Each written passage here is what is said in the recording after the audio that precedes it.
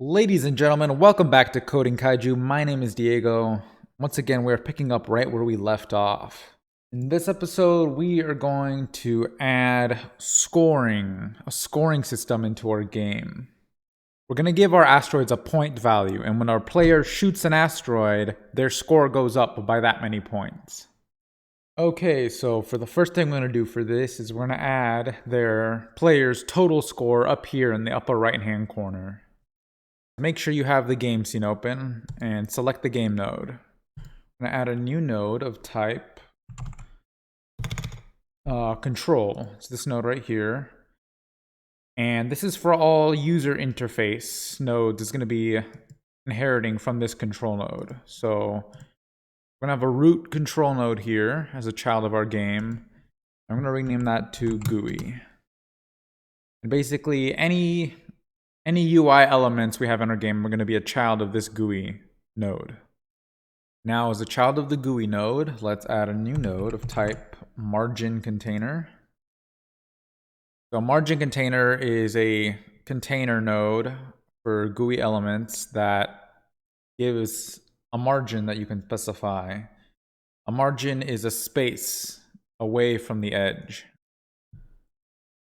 So make sure you have the margin container selected. Let's go over here to the inspector window and expand this margin section right here.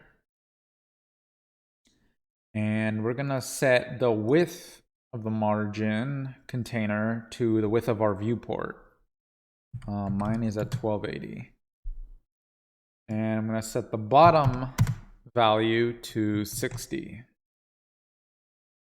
Basically, I want all the information up here to be contained in this rectangle. Now go over here to the custom constants section, and we're going to enable all these margin properties. So this is the margin part I was talking about. So we're going to make the right and left margin to be 20 pixels and the top and bottom margin to be 10. And basically any child elements in the GUI, any child nodes of this margin container are going to be 20 pixels away from the edge of this container and then 10 pixels away from the bottom and top edges of this container.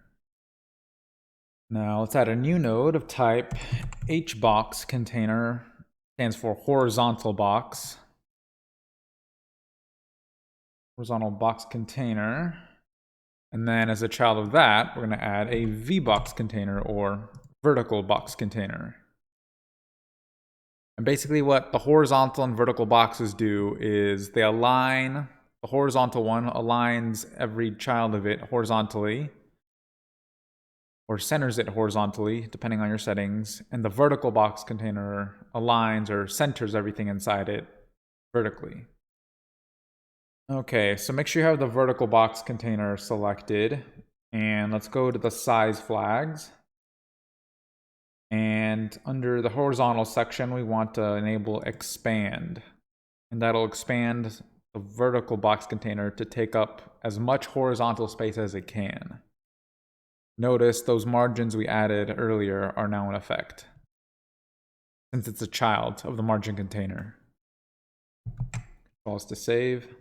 All right, finally, as a child of the vbox container, let's add a new node of type label. So labels meant for just plain text. You can use rich label if you want to add a lot of style to your font, to your text. But for this, we're going to use label. And we'll go to our label, and we're instead going to set it to align to the right side. And then in the text field, we're going to write 0. I don't know if you can see it. I'm going to zoom in at the scroll wheel. There's our 0. You can see it's aligned to the right side. Oh, whoops, there's a new line there I don't want. Okay. So for this, we're actually going to use our own font instead of the default. So go over here, down here to the custom font section. And enable the font, click the drop down. We're going to put a new dynamic font. go ahead and click on the dynamic font, expand the settings tab, and I'm going to change this to 32 size font. And then go to the font section here, click the drop down arrow, and we're going to load from our assets folder, fonts, this one, Ubuntu Mono Bold.ttf. .ttf is a font file type. You can see Godot also accepts .otf fonts. Go ahead, open that up. Control S to save, and now our score is that custom font we used. You can use whatever font you want. You can either grab the font files off of your operating system, wherever they're saved. It depends on the operating system. Or you can also go online and download some font files and use whichever font you want. Okay, I'm going to scroll back up here. So now we have this label that will display whatever string we want. We use code to update this string with whatever the player's score is. All right, let's take this label and rename it to score. Oops. Score. Control S to save. And let's attach a script to this node. And usually when I attach a script to an object, I like to save it as its own scene. In this case, I'm not going to, because we're not really adding any custom functionality, or not that much anyway, to our label. So I kind of feel it doesn't need to have its own scene. You can make it its own scene if you want, but keep these organized. So what I'm going to do is I'm just going to add a script to it and then save that script somewhere. And then I'm just going to add a script to it and then change the path of where that script is saved. So go ahead and click on this folder icon. And we are going to save it in a new folder. And we're going to name that folder UI. And here's where we'll save this script. Go ahead and create. So for this label, we're just going to write a function that'll update the value of the text. Basically update the displayed score. So func update underscore score, pass in an argument, point scored of type int. And we're going to declare a new variable var score. And we're going to say get the text property.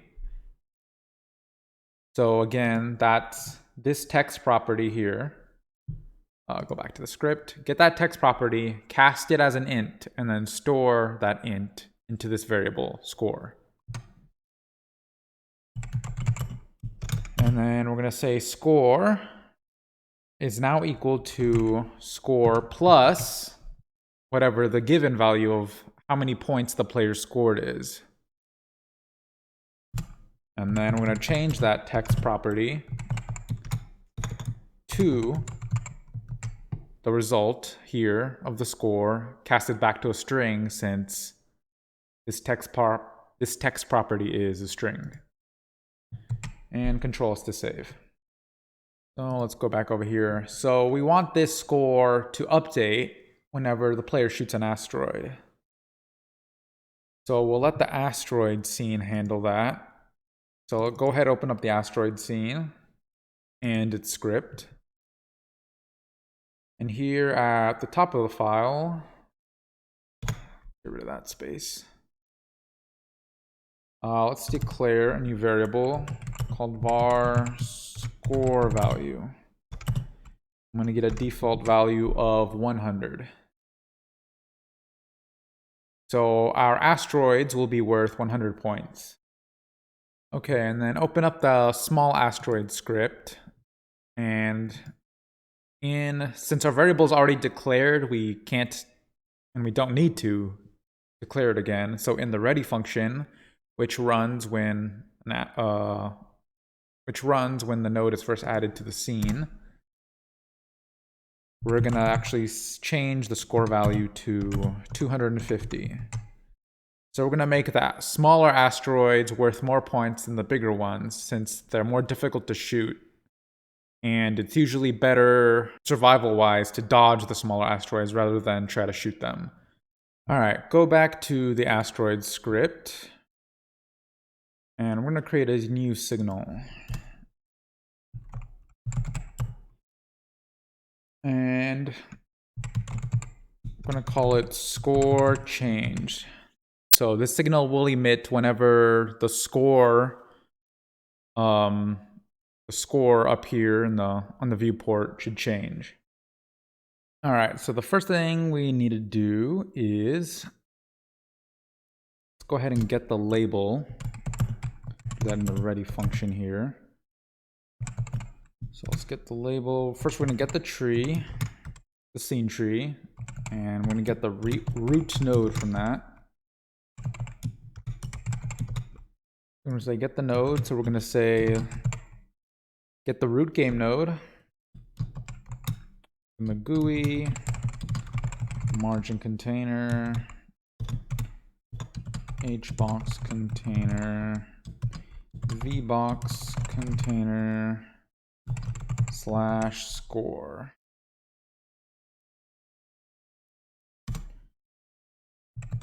And then we're going to connect the asteroid. We're going to connect the score change signal to the label. And on the label, we're going to call the update score function.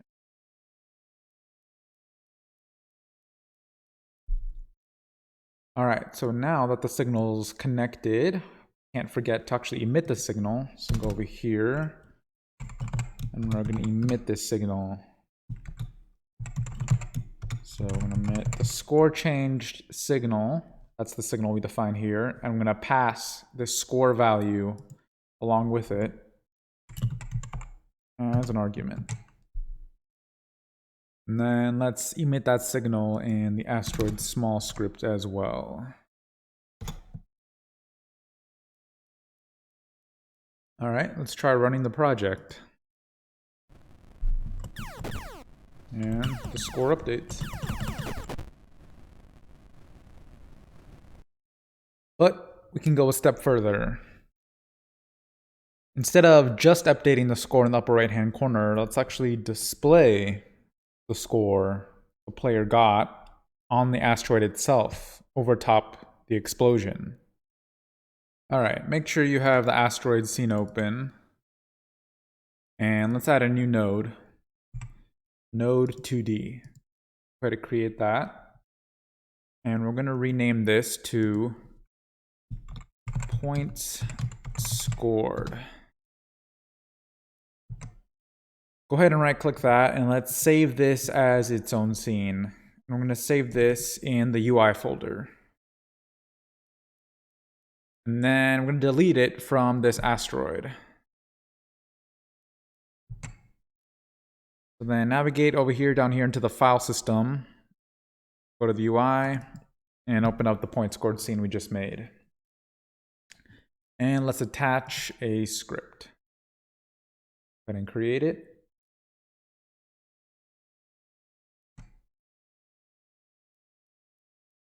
Now, before we get to the code, let's add a few more nodes. Go ahead and add a label node.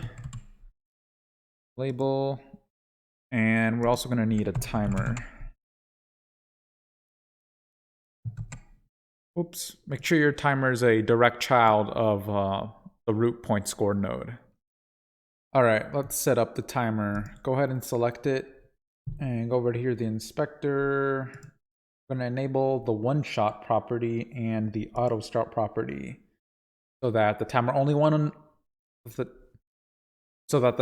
runs once and it starts as soon as it's spawned into the scene tree. Control S to save. And then now let's go over here to this node tab and let's connect the timeout signal to the point scored. And when this timer finishes, we're gonna call queue_free so that the point scored object here frees itself after the default 1 second the timer. All right, now let's go over to the label here, and we're gonna type in 100 because our asteroids are worth 100 points, so we'll have a good example of what we're working with. So what we want to do is we want to center this label with the origin, so this X and Y axis here. So let's make sure to go ahead and set the align to center and then the V align to center. And let's go down to the margin properties here. And let's set their values. Okay, I'm going to set left to -15 and the right to 15. So now it's centered that way. Let's bring it up a little and then the bottom a little tighter. And now that center 0 is perfectly centered with the origin point here. All right, and then just like the score, we're going to set that same custom font. So let's go ahead, check the font, new dynamic font, click on the font, open up the settings. Actually, want to keep it at 16. Go to the font data, load. We're going to use the same font. Go ahead and open that. And we're actually going to change the color of the font as well. So go over here to custom colors, enable font color. And then we're just going to choose a bright yellow. And then that looks good. Go back to the label. And then we're going to enable font color shadow as well, so that it pops more against all the chaos of the explosion. And Control S to save.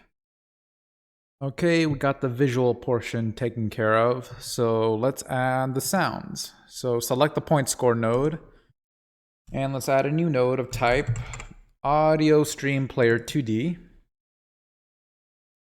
And then let's go ahead, click the drop down here on the stream property and load in our assets, audio, sound effects.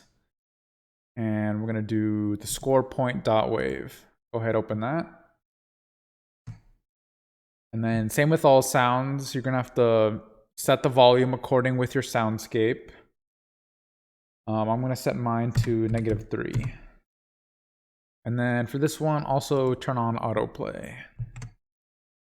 All right, now let's spawn in our point scored object. So open up the asteroid scene again and its script.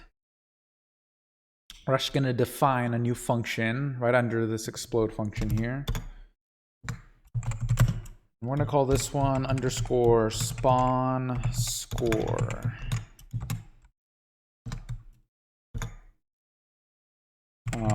Right pass for now.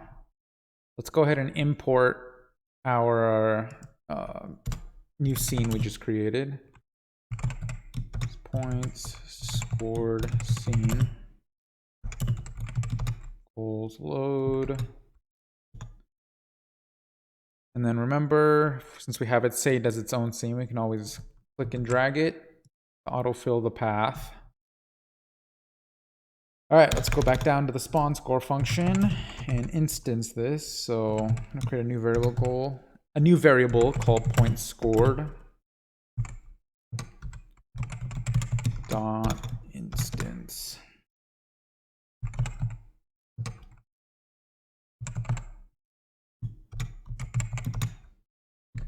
Now let's get the label of the point scored and modify the text property to the score value of the asteroid that's exploding. And we want this to spawn where the asteroid is. Position. And then don't forget to add it to the scene tree. And with every new function we define, don't forget to actually call it. Spawn score. And make sure you do the same in the asteroid small. All right, so now when we run the project,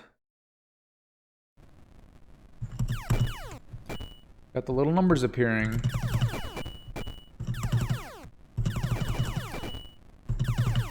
And the points in the upper right corner update accordingly as well.